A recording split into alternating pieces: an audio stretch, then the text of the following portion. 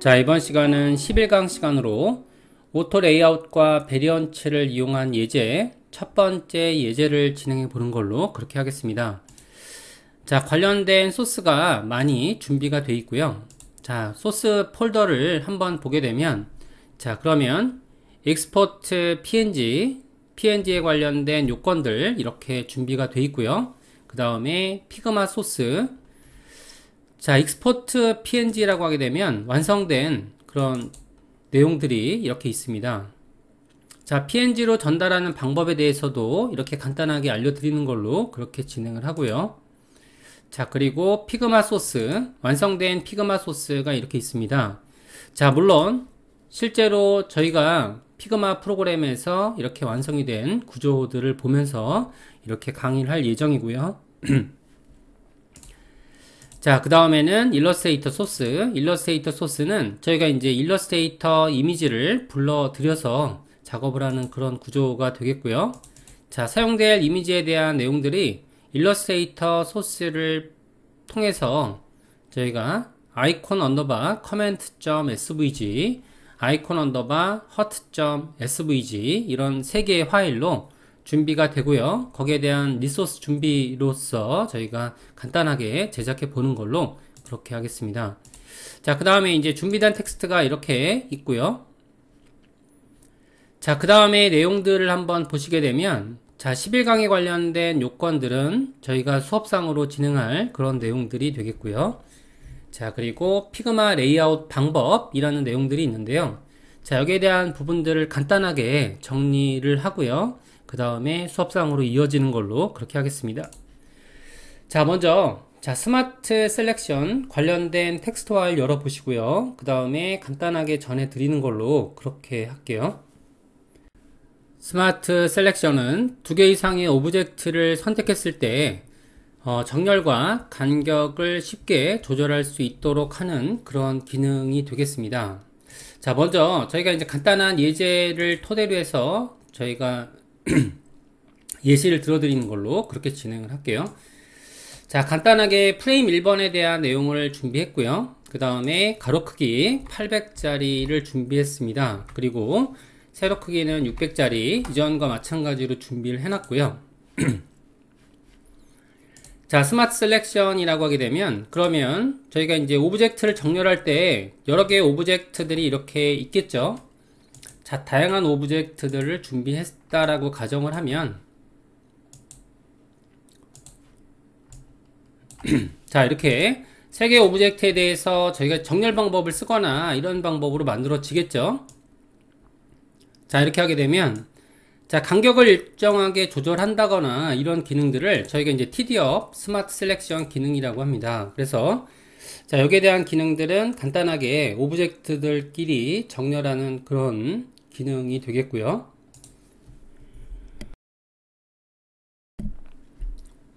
자, 이 스마트 셀렉션 기능을 이용하게 되면 간격이 이렇게 일정하게 조율할 수가 있게 되고요. 자, 그 다음에 오브젝트끼리 저희가 이제 순서를 이런 방식으로 간단하게 바꿔줄 수도 있습니다. 이런 식으로 간격을 일정하게 조절할 수 있을 뿐만 아니라 오브젝트들끼리 이런 식으로 정렬을 도와주는 그런 기능이라고 보시면 되실 것 같고요. 간단한 이런 정렬 방법이라고 보시면 될 것 같습니다. 자, 오브젝트끼리의 정렬 방법, 그것들을 우리는 스마트 셀렉션이라고 불러주고 있고요.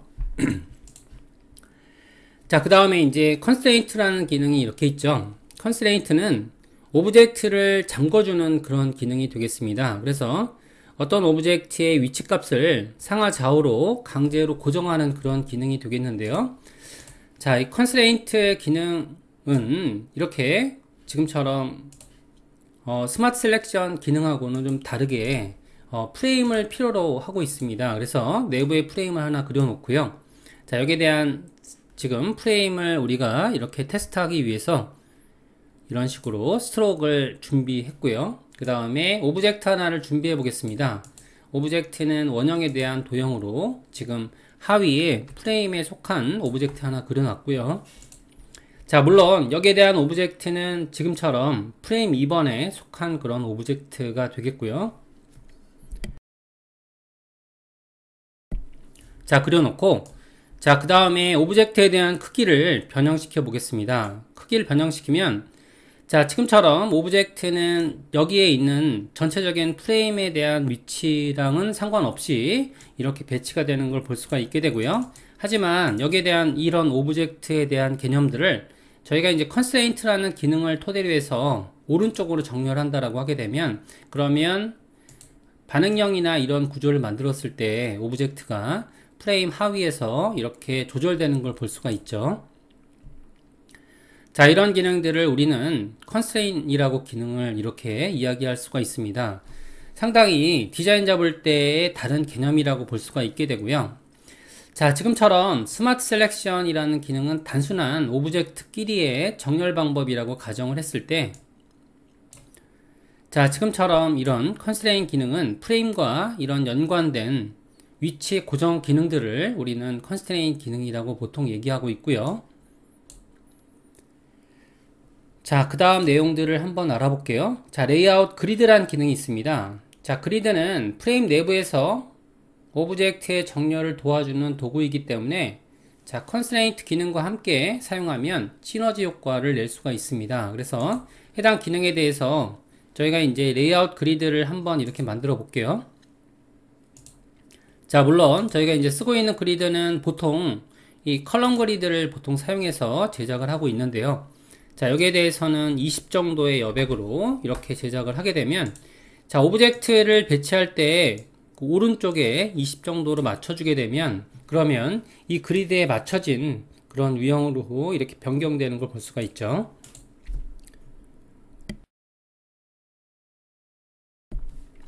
자, 여기에 배치되는 오브젝트 도형에 대해서, 자, 첫 번째 도형을 자, 준비를 한 다음에 여기에 대한 내용들은 왼쪽에, 자, 레프트 부분으로 배치를 하게 되면, 그러면 지금처럼 리사이즈 했을 때 이런 방식으로 항상 이런 균일한 레이아웃을 만들 수 있는 기능들이 지금처럼 레이아웃 그리드와 그리고 컨스트레인트 기능이 이런 식으로 같이 어우러진 그런 스타일이 되겠습니다. 자, 그 다음에 이제 오토 레이아웃이라는 기능은 디자인 에셋의 레이아웃을 자동으로 조절하여 정렬을 도와주는 그런 기능이 되겠는데요. 일반적으로 저희가 이제 오브젝트를 만들 때, 자, 세 가지 개념으로 보고 있습니다. 그래서 이 두 가지의 개념이 아닌, 자, 새로운 개념이라고 보시면 되시는데요. 자, 일단 이제 오브젝트를 미리 준비했고요. 자, 거기에 대한 내용들에서 지금처럼 Shift A를 누르게 되면, 그러면 간단한 지금처럼의 오토 레이아웃 기능이 만들어지게 되고요. 자, 여기에 대한 내용들을 저희가 컨트롤 D로 이렇게 복제했다고 할게요.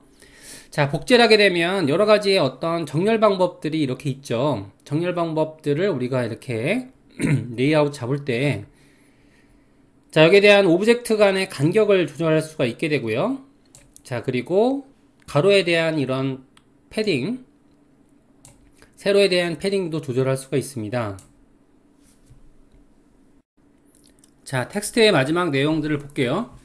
자, 오토 레이아웃 리사이징. 자, 어떤 컨텐츠를 그룹으로 만들었을 때 상위에 있는 요소를 부모, 그리고 하위의 컨텐츠를 자식이라고 부르게 됩니다. 그래서 자, 부모 그룹의 사이즈를 변경할 때 안에 자식 컨텐츠가 어떤 기준으로 늘어나는지를 정하는 그런 기능이 되겠습니다. 그래서 관련된 내용들에 대해서 이렇게 저희가 픽 사이즈로 지정을 하게 되면, 그러면 여기에 대해서 저희가 스페이싱 모드, 자, 스페이스 비트윈 기능을 적용하게 되면 아까 전에 지금 컨스트레인 기능과 유사하게 자, 만들어지는데, 자, 컨스트레인 기능보다도 훨씬 더 이게 유용한 기능이라는 것은 여기에 있는 저희가 내부에 있는 도형을 컨트롤 D로 복제를 한번 해볼게요.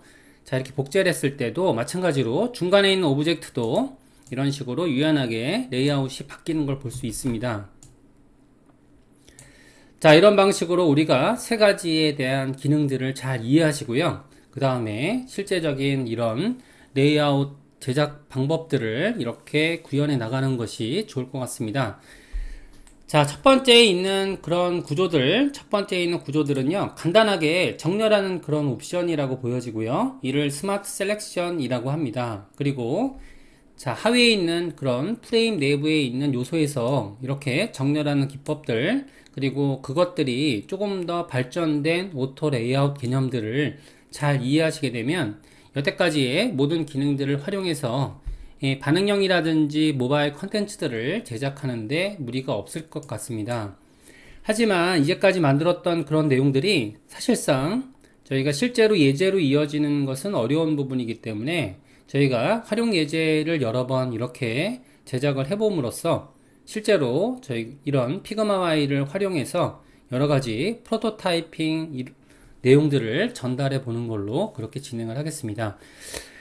자, 그러면 본격적으로 저희가 이제 강좌를 한번 진행해 보는 걸로 그렇게 할게요. 자, 그러면 여태까지 연습했던 내용들은 제거를 하고요. 자, 실제로 첫 번째 예제를 한번 구현해 보는 걸로 그렇게 하겠습니다. 자, 먼저 새로운 문서를 그리는 것부터 진행을 한번 해볼게요. 자, 프레임 문서를 먼저 만들었고요. 자, 프레임에 관련된 내용들은 일단은 가로 크기에 대한 내용들은 사이즈를 여기서는 모바일 디자인 개념으로 잡아서 이렇게 모바일 1로 작성을 했고요.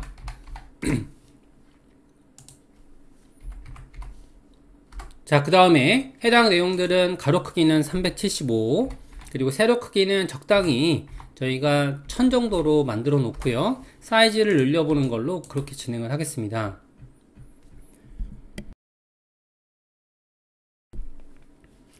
자, 만들어 놓고 그 다음에 세로 그리드 스타일을 한번 만들어 볼게요. 자, 먼저 그리드에 대한 내용들을 먼저 만들고요. 그 다음에 저장하는 그런 옵션으로 들어가는 걸로 그렇게 하겠습니다. 해당하는 내용들을 저희가 레이아웃 그리드를 이렇게 설정을 하고요. 자, 설정을 한 다음에 그 다음에 여기에서는 일단은 가로에 따른 그리드 옵션, 컬럼에 따른 옵션으로 바꿔줬고요. 그 다음에 카운트는 5, 그리고 스트레치 타입으로 만들어 줬고요. 자, 스트레치 타입이라고 하게 되면 자, 레이아웃이 만들어질 때 자, 크기가 변경이 되면 같이 그리드의 크기도 변경되는 그런 옵션이라고 보여지고요. 여백은 15, 그리고 거터도 15. 거터라고 하게 되면 해당하는 이런 하나의 유닛 간의 간격을 우리는 거터라고 합니다. 그리고 좌우측의 여백을 마진이라고 보통 불러주고 있고요. 자, 그 다음에 이제 이런 방식으로 만드시고요. 그 다음에 여기다가 스타일을 새로운 스타일로 저작해 보는 걸로 그렇게 할게요.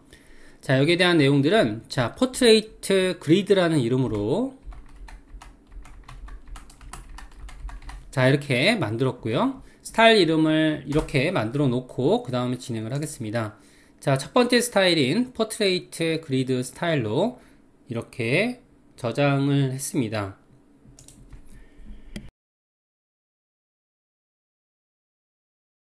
자, 그 다음에 아이콘을 불러보는 걸로 할게요.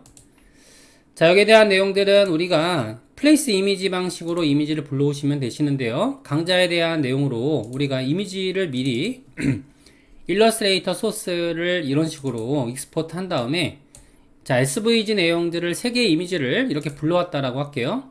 자, 3개의 복수 이미지로 이렇게 하게 되면 그러면 내용이 이렇게 붙고요.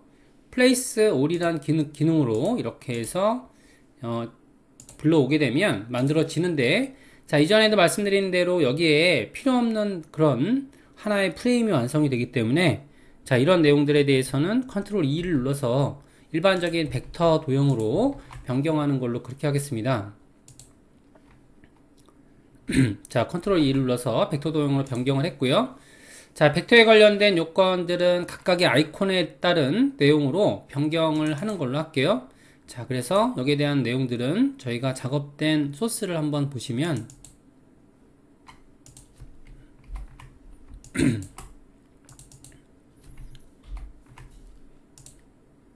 자, 저희가 완성할 그런 예제가 되겠고요. 자, 패스라고 하는 이름으로 저작했습니다. 그래서 여기에 대한 내용들은 자, 패스 여기서는 지금 아이콘 패스 허트 그 다음에 패스 애드 라고 해서 3가지의 내용들로 이렇게 만들어 놓고 여기서는 커멘트 허트 프로필이네요. 여기서는 프로필 퍼트, 그리고 해당 요건에 대해서는, 자, 물론 여기에 대한 요건들을 지금처럼 적당히 만들 수도 있지만 저희가 이제 만들 때 이런 방식으로 정렬을 해놓고 만드는 것도 괜찮은 방법입니다. 자, 이렇게 돼서 우리가 이제 일반적인 오브젝트들을 정렬할 때 지금처럼 이런 방식의 확대해야지 이 아이콘이 나타나거든요. 이렇게 정렬 방식으로 만들어 놓으면 그냥 일종의 그냥 단순 정렬 방법이, 자, 스마트 셀렉션입니다. 이렇게, 자, 이렇게 만들어 놓으면 정렬할 때 편리한 기능들로 보시면 되실 것 같고요. 자, 그 다음에 컬러 스타일을 그 다음에 정의해 보는 걸로 그렇게 할게요. 자, 컬러 스타일 정의하기 위해서는 먼저 저희가 오브젝트가 필요하기 때문에, 자, 여기에 대한 컬러 스타일을 정의 한번 해보겠습니다. 자, 먼저 해당하는 오브젝트 하나 준비하고요. 자, 더미가 되는 오브젝트 하나 준비했고요. 그 다음에 여기서는 2699fp, 자, 만들어 놓고, 그 다음에 그리드는 저희가 Shift G로 간단히 가려놓고 진행을 할게요. 자, 이 컬러를 우리는 메인 컬러라고 쓰겠습니다. 그래서 지금처럼 지금 해당 내용이 여기 FB인데요. FB. 자, 이렇게 하게 되면 2699FB 컬러를 이렇게 만들어 놓고요. 그 다음에 컬러 정의를 하는 걸로 할게요. 자, 이번에는 그냥 폴더 없이 스타일 정의하는 걸로 그렇게 하겠습니다. 그래서 여기에서는, 자, 메인 컬러 1번 내용으로 만들었고요. 디태치하고 그 다음에 다른 색상으로 바꿔볼게요. 자, 미리 거기 PDF에 있기 때문에, 자, BC20FD 컬러로 만들어 놓은 다음에 두 번째 컬러로 만들어 놓겠습니다. 자, 해당 요건을 마찬가지로 저희가 플러스 버튼 눌러서 메인 컬러 2번 내용으로 만들었고요. 색상을 다시 적용하기 위해서 저희가 이제 디태치 스타일 버튼을 한번 누르고요. 그 다음에 다음번 컬러를 등록을 시키겠습니다. 자, 만들어 놓고 회색에 관련된 요건들을 마찬가지로 이렇게 스타일로, 자, 메인 컬러 3번 등록을 시켰고요. 자, 그 다음에 관련된 색상들에 대해서 마찬가지로 디태치 시켜 놓고 색상 컬러를 정했고요. 그 다음에 여기서 플러스 눌러서 텍스트 컬러 1번, 자, 그 다음에 또 마찬가지로 저희가 이런 분리하는 기능들이 있죠. 자, 디태치 스타일을 눌러서 이렇게 스타일을 분리했고요. 그 다음에 CCC 컬러를 만들어 놓고 자, 텍스트 컬러 2번 내용으로 이렇게 등록을 하게 되면, 자, 1년에 저희가 이제 작업할 수 있는 내용들에 대한 컬러가 이렇게 등록된 걸 볼 수가 있을 겁니다. 그래서 컬러 스타일은 이런 방식으로 등록을 하시고요. 자, 여기에 대한 내용들은 여기 등록된 컬러들이 이렇게 있죠. 관련된 세부 정보들은 이런 방식으로 있으니까 여기에 대한 내용들을 확인하시면서 만들어 보시면 되실 것 같고요. 자, 그 다음에 폰트 스타일도 마찬가지로 같은 방식으로 지정을 하는 걸로 그렇게 할게요. 자, 그래서 먼저 스타일을 먼저 정의해 놓으시고 그 다음에 진행하시는 게 좋을 것 같습니다. 자, 기본적인 요건들에 대해서 저희가 이제 2시간 정도를 걸쳐서 저희가 관련된 예제를 만들어 보려고 하고 있고요. 자, 해당 예제에 대한 메인 폰트, 기본적인 폰트 내용들을 제작해 보겠습니다. 그래서, 자, 기본적인 폰트 내용을 1, 2, 3번 이렇게 텍스트를 작성한 다음에 그 다음에 폰트 내용은 로보토, 그리고 사이즈는 12, 행가는 여기서 130 정도로 지정을 하겠습니다. 130 정도로 만들어 놓고요. 자, 여기에 대한 내용들은 라인 하이트는 130 정도 되는데요. 자, 여기에 대한 요건들을 한번 볼게요.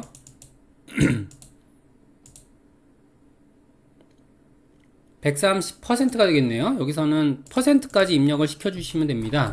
자, 이런 방식으로 퍼센트까지 입력시켜 주시면 자, 되겠고요. 자, 여기에 대한 내용들은 이렇게 기본적인 요건들로 제작을 해놓고, 자, 마찬가지로 여기에 저희가 플러스 버튼 눌러서요, 지금 메인이란 폰트 내용으로 저작을 했습니다. 이런 식으로. 그러면 자, 폰트 스타일로 메인 스타일이 이렇게 붙어 있고요. 그 다음에 여기에 대한 내용들을 마찬가지로 저희가 디태치 변경해야 되기 때문에, 자, 행간 내용은 없앴고요. 기본 내용으로 변경을 한 다음에, 자, 볼드 타입으로 변경을 하겠습니다. 볼드 변경을 했고요. 그 다음에 여기에 대한 내용들은 마찬가지로, 자, 스타일 추가. 자, 여기에 대한 내용들은 레이블이란 스타일로 지정했습니다. 레이블. 자, 그리고 또 마찬가지로 디태치 하시고요. 그 다음에 여기서는 볼드 스타일의 14 정도. 자, 마찬가지로 추가 스타일 타이틀 1번 자, 만들어 놓고, 그 다음에 두 번째 타이틀을 지정하기 위해서, 자, 스타일을 분리하는 디태치 스타일 버튼을 눌러줬고요. 그 다음에 여기에 대한 내용들은 20 폰트. 자, 마찬가지로 타이틀 2번에 대한 내용으로 이렇게 해서 만들어 놔서요. 자, 기본적인 스타일 정보로 전체적으로 만들어 놓고요. 그 다음에 디자인 유형을 잡아 나가겠습니다. 자, 그러면 이번 시간에는 간단한 이런 디자인 UI를 저희가 작성을 해보는 걸로 그렇게 한번 해볼게요. 자, 그러면 본격적으로 상단에 있는 오브젝트부터 저희가 디자인을 잡아보겠습니다. 자, 여기에 대한 내용들을 잡아볼 때 저희가 이제 필요한 텍스트 소스에 대해서는, 자, 이런 식으로 저희가 텍스트를 열어놓고요. 그 다음에 작성해 보는 걸로 그렇게 할게요. 자, 그러면 본격적으로 디자인 UI를 만들어 보는 걸로 그렇게 하겠습니다. 자, 먼저 해당하는 아이콘을 불러오는 걸로 할게요. 해당 아이콘은 첫 번째 아이콘에 대한 유형은 이 아이콘이 되겠고요. 자, 아이콘을 배치했습니다. 자, 배치했고, 그 다음에 공간이 좀 협소하다 보니까 이게 지금 강의가 조금 어렵습니다. 그래서 해당 UI를 작성하기 위해서 지금 조금 더 축소해야겠네요. 그래서 여기에 대한 내용들은 한 150% 정도, 요 정도 놓고,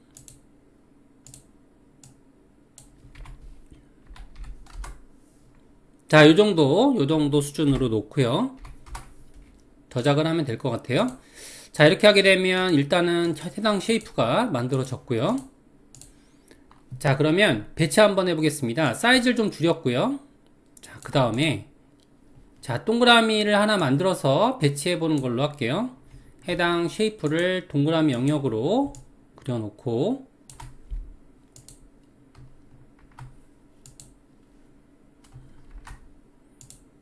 자, 배치를 이렇게 했는데요. 해당 요건이 안으로 들어가야 되기 때문에 저희가 오브젝트 기능에서, 자, 여기에 지금 앞으로 배치하는 그런 기능들이 있죠. 제일 맨 앞으로 배치를 하신 다음에 이런 식으로 오브젝트 중간에 이렇게 배치해 놨고요. 자, 일단은 쉐이프 타입으로 이런 식으로 정렬 했습니다.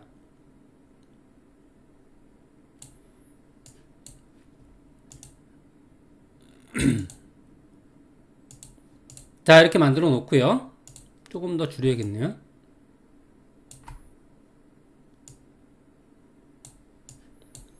자, 그 다음에 여기에 대한 쉐이프는 필 컬러는 일단은 흰색으로 만들었고요.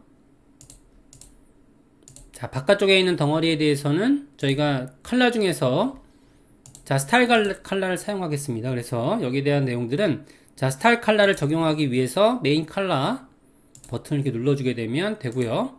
자, 여기에 대해서도 지금 흰색인데 조금 떨어져 보이죠? 자, 그래서 여기에 대한 부분은 100%.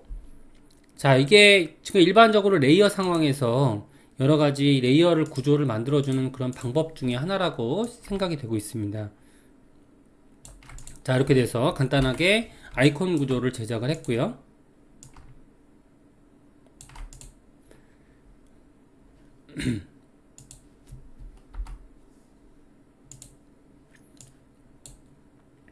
자, 오브젝트가 만들어지면 그러면 하나씩 그룹핑하면서 제작해 보시면 되시는데요.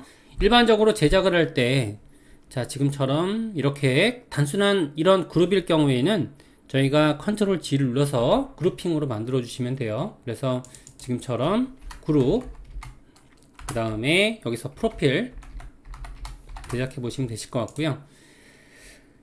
자, 그 다음에 이제 그리드 간격을 봐야 되기 때문에 마찬가지로 또 Shift G 누르고요. 배경 영역을 배치하신 다음에 텍스트를 한번 써볼게요. 자, 관련된 텍스트들은 여기 있습니다. 그래서 자, 요거를 텍스트를 복사해서 관련된 내용으로 복붙하고요. 자, 그 다음에 스타일 유형으로 이걸 찾아가 주시면 되시는데, 일단은 자, 스타일 유형에 대해서는 지금 우리가 여러가지 스타일들이 있죠. 자, 먼저 타이틀 1번을 이렇게 찾는 걸로 할게요. 자, 그리고 컬러 같은 경우에는 마찬가지로 여기 있는 지금 디자인 UI를 이런 방식으로 정의하시면 되실 것 같고요. 자, 만들어진 UI에 대해서는 간단하게 정의 이렇게 하고요. 그 다음에 자, 여기에 대해서 저희가 Shift A를 눌러서 오토 레이아웃 정의를 하겠습니다. 간격 정의가 만들어진 부분을 보시게 되면 간격은 여기서 적당하게 이렇게 조절해 나가시면 되실 것 같고요. 자, 이렇게 돼서 이제 오토 레이아웃 기능으로 적용된 그런 사례를 볼 수가 있게 되고요. 자, 오토 레이아웃 기능들은 이런 식으로 두 개의 엘리먼트가 정상적으로 배치가 될 수 있게 만들어지는 그런 기능이 되겠습니다. 자, 그 다음에 오른쪽에 있는 기능으로 텍스트 유형을 작성해 볼게요. 자, 1hour ago라고 돼 있죠. 여기에 대한 텍스트도 작성을 했고요. 자, 컨텐츠 유형에 대해서는 일단은 기본적인 메인체로 지정을 했고요. 자, 그 다음에 컬러 유형에 대해서는 자, 메인 텍스트 컬러, 그죠? 텍스트 컬러 2번으로 이렇게 만들게 되면 자, 그리고 배치했죠. 자, 끝선에 맞춰서 배치를 했고요. 자, 배치를 하신 다음에 그 다음에 여기에 대한 유형들은 이탈릭 기능으로 되어 있습니다. 그래서 자, 세부 기능에 들어가셔서 여기서 이탈릭 기능이 이렇게 있죠. 케이스에 대한 기능들이라든지 이런 것들이 있습니다. 자, 여기에 대한 옵션들은 이렇게 되어 있는데 지금 이제 세부 옵션들을 바꿀 수가 없죠. 그러니까 이런 경우에는 디태치 기능을 눌러줘서 여기서 다른 폰트 형식으로 조정할 수도 있을 겁니다. 그래서 여기에 대한 부분들은 이탈릭 기능으로 적용을 한번 해볼게요. 자, 스타일을 정의를 해 놓으신 다음에 그 다음에 자, 여기에 대한 요건들이 조금 이해가 안 되실 수 있을 것 같은데 자, 텍스트 요건이 만들어진 다음에 그 다음에 저희가 한번 바꿔볼게요. 자, 여기에다가 이제 어떤 변화되는 상황들이 발생되고 있죠. 자, 돌리게 되면 그러면 원래는 이런 메인 폰트가 됐었는데요. 자, 여기에는 이탈릭 기능을 적용할 수가 없죠. 그죠? 여기 이탈릭 기능을 적용할 수 없기 때문에 기본 스타일에서 지금처럼 해당하는 디태치 스타일 기능을 깨놓고 그 다음에 여기에 대해서 지금 이탈릭 기능을 적용하게 되면 그러면 적용이 되겠습니다. 자, 만들어 놓고 이런 식으로 스타일 만들어 놓고 깨는 경우들도 있죠. 자, 이렇게 하게 되면 그러면 기능이 지금 제작되어 있고요. 자, 만들어 놓으신 다음에 그 다음에 해당 데이터에 대해서 이런 방식으로 잡아 주시고요. 그 다음에는 저희가 마찬가지로 Shift A로 오토 프레임 레이아웃을 만들어 주십니다. 자, 만들어 주시고 끝선을 좀 정확히 맞춰 보는 걸로 할게요. 자, 이게 정확하게 안 맞으면 안 되거든요. 이렇게 더 정확하게 배치해 보겠습니다.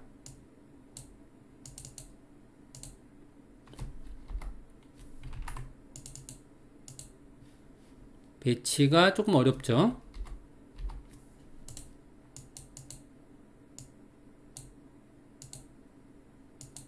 자, 여기에 대한 내용들은 지금 가로 크기가 이런 방식으로 돼 있어서 그렇습니다. 그래서 지금 여기에 배치가 자유롭지 않은 이유는 여기에 대한 이런 간격 조정에 대한 기능으로 만들어져 있어서 여기에 대한 부분들은 스페이스 비트윈으로 이렇게 만들었고요.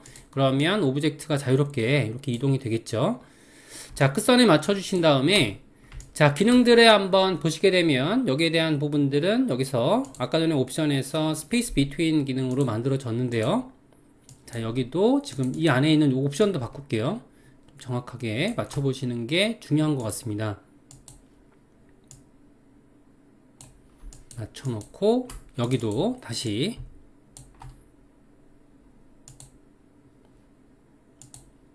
이게 어렵습니다. 이 오토 레이아웃 기능이 적용하는 게 쉽지가 않아요. 여기서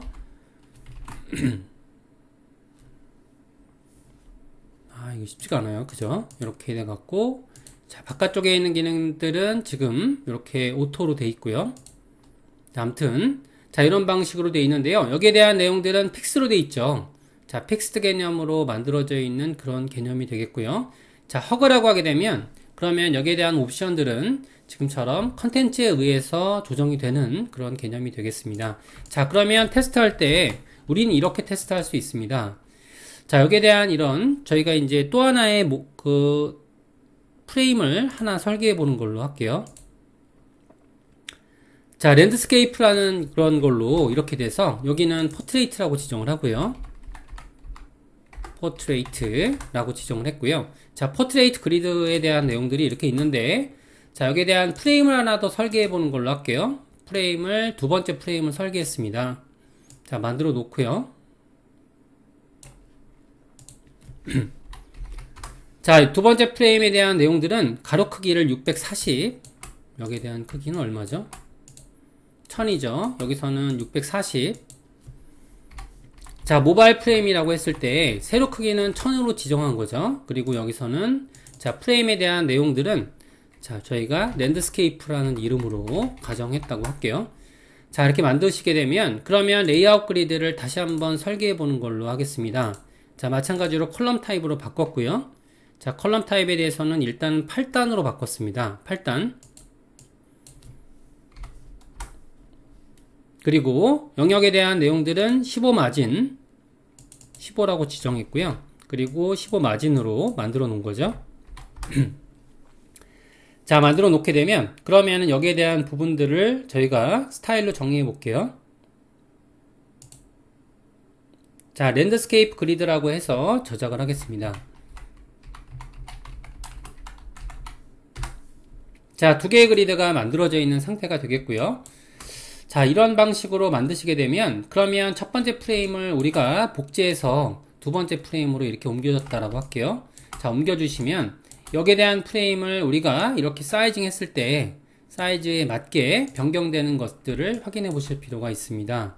자, 이런 방식으로 저희가 그 랜드스케이프에서 이런 식의 어떤 포트레이트에 대한 오브젝트들을 배치하면서 반응형이 제대로 되고 있는지 그런 것들을 테스트할 수가 있게 되는 거죠. 자, 그 다음 도형으로 넘어가 볼게요. 아래쪽에 있는 내용들은 텍스트 유형으로 되어 있는데요. 자, 텍스트 유형으로 제가 텍스트 블럭을 하나 만들어 보겠습니다. 자, 아래쪽에다가 텍스트 블럭을 만들었고요. 자, 텍스트 소스를 복사해서 그 다음에 여기다가 이렇게 붙여넣기 했죠. 해당 내용들은 기존에 있던 스타일이 지금 적용되어 있기 때문에 이런 방식으로 되어 있고요. 여기에 대한 내용들은 저희가 스타일로 자, 메인 폰트로 적용하는 걸로 할게요. 메인 폰트로 적용해서 자, 텍스트에 대한 유형들을 정의할 때 여러분들은 이 텍스트 자체가 하나의 오토 레이아웃 개념을 갖고 있다는 것을 아셔야 되는데요. 자, 여기에 대한 부분들은 저희가 이런 리사이징에 대한 개념들이 있죠. 자, 텍스트를 지정하시면 세부 기능에 들어가 보면 오토 화이트라는 기능이 있습니다. 자, 여기에 대한 기능들은 아까 전에 저희가 이제 허브란 기능과 굉장히 유사한 그런 개념이 되겠고요. 자, 이렇게 만들어 놓으시고 일단은 이제 확대 배열로 한번 이렇게 맞춰보는 걸로 할게요. 적당한 위치 선상에 배치하신 다음에 그 다음에 텍스트의 두 번째 컬러로 적용해 보겠습니다. 자, 두 번째 텍스트 컬러로 적용을 했고요. 그 다음에 여기에 대한 하나의 텍스트 블럭만 지정을 해놓고 여기에 대해서는 텍스트 원본 컬러 이렇게 지정을 해놓게 되면 자, 만들어지고요. 자, 근데 여기에 대한 블럭 정의를 할 때 주의하실 점이 지금 여기에서는 지금 텍스트가 옵션 상에서 봤을 때, 자, 이런 식의 지금 오토 화이트 정보로 돼 있다라는 것을 저희가 기억할 필요가 있고요. 자, 그 다음에 이제 저희가 정렬에 대한 부분들도 되게 중요합니다. 정렬에 대한 기능들은 저희가 양측 정렬을 쓰시면 되세요. 이렇게 양측 정렬 써서 정렬 방법을 가져가는 게 좋을 것 같고요. 자, 옵션들 한번 보겠습니다. 다시 한번 텍스트 옵션들을 보시면, 자, 오토 화이트에 대한 기능들이 적용이 되어 있고요. 그리고 얼라이먼트는 텍스트 얼라인 justify 옵션으로 적용을 하게 되면, 그러면 자, 텍스트 블럭 하나 만드는 것도 되게 난이도가 높죠. 이렇게 정확하게 저장을 하시게 되면, 자, 마찬가지로 저희가 이제 도형을 오른쪽으로 옮겨 볼게요.